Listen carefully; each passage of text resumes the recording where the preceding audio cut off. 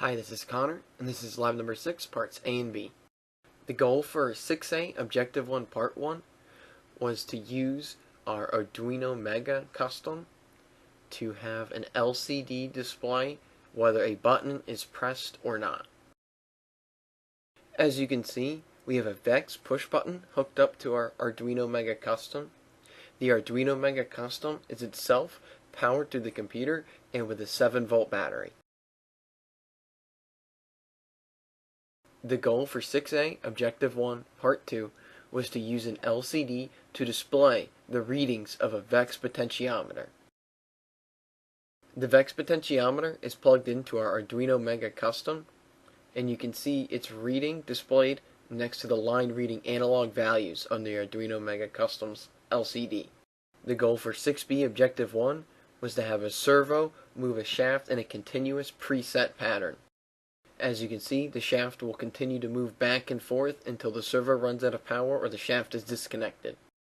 And again, the servo is hooked up to our Arduino Mega in a motor port.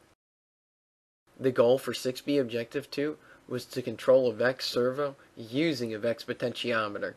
The servo is hooked up to the Arduino Mega Custom in a motor port, and the potentiometer is hooked up to the Arduino Mega Custom in an analog port.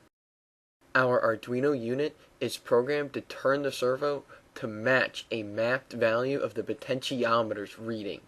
Simply put, turning the shaft connected to the potentiometer will cause the servo to turn the shaft that is connected to it. The goal for 6B Objective 3 was to use a pair of VEX push buttons to control the direction of a VEX DC motor.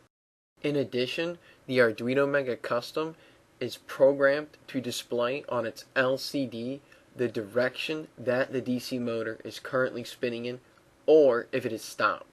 The two buttons are connected to digital ports on the Arduino, while the DC motor is connected via a motor controller to one of the motor ports.